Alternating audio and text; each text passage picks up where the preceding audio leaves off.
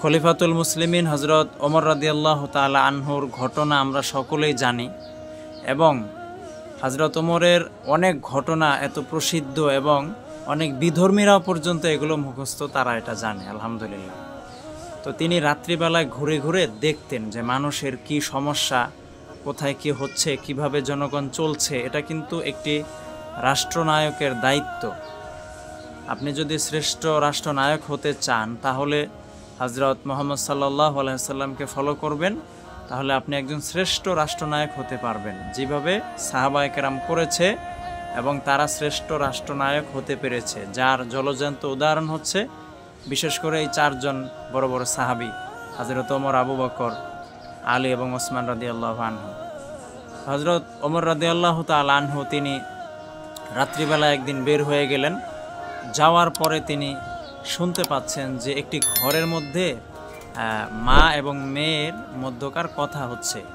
তো মা মেয়ের কথার মধ্যে কথাটা এমন ছিল যে মা বলছে যে মেয়ে, তুমি এই দুধগুলোর মধ্যে কিছু পানিটা মিশিয়ে দাও, তাহলে পরিমাণে একটু বেশি হয়ে যাবে।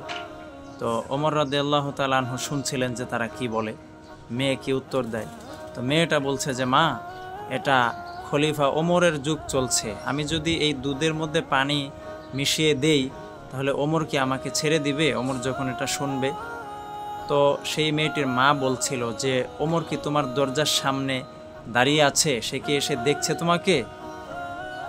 এটা আসলে খুব আশ্চর্যের এবং একটি বিষয় যে হযরত ওমর রাদিয়াল্লাহু তাআলা ঠিকই ওই সময় সেখানে দাঁড়িয়েছিলেন এবং তিনি শুনছিলেন। তো এই কথা শোনার পরে মেয়েটি বলছে যে মা দেখো, যে ওমর তো দেখছে না, ওমর দেখছে না, কিন্তু ওমরের আল্লাহ তো দেখছে, ঠিক না? তো ওমরের আল্লাহ তো দেখছে, ওমরের আল্লাহর সাথে তো আর আমি ফাঁকিবাজি করতে পারি না।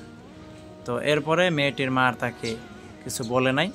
তো এই ঘটনা হযরত ওমর রাদিয়াল্লাহু তাআলা আনহুর কাছে ভালো লেগেছিল এবং ভালো লাগারই কথা যে একজন রাষ্ট্রনায়ক, একজন সুলতান যখন রাষ্ট্র পরিচালনা করেন, তার রাজ্যের মধ্যে যখন এই ধরনের মানুষ থাকে তখন সেই মানুষগুলোর বরকতে কিন্তু রাষ্ট্র সুন্দরভাবে চলে, এটা তারা অনুভব করতে পারতেন। তো যাই হোক, ওমর রাদিয়াল্লাহু তাআলা আনহু সেই মেয়েটিকে তিনি তার দরবারে নিয়ে যান এবং নিয়ে যাওয়ার পরে নিজের ছেলের সাথে তাকে বিবাহের অফার করেন এবং মেয়েটি রাজি হয় এবং সেই মেয়েটিকে নিজের ছেলের সাথে বিবাহ দেন। তো এই যে ঘটনা, এই ঘটনা থেকে আমাদের জন্য বিশেষ করে দুটি বিষয় শিক্ষণীয় আছে। একটি হলো যে সবসময় তাকওয়াল্লাহ, আল্লাহকে ভয় করতে হবে, আল্লাহর ভয়টা হৃদয়ে থাকবে এবং গুনাহ থেকে বেঁচে থাকার ধৈর্য ধারণ করতে হবে।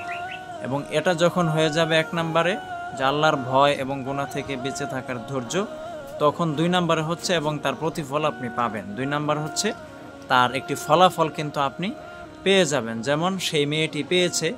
স্বয়ং বাদশাহ,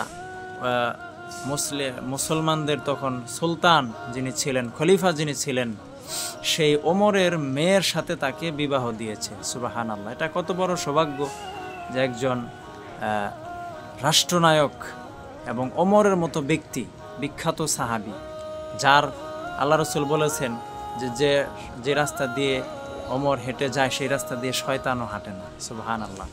এবং নবীর পরে কেউ নবী হলে ওমর হতো।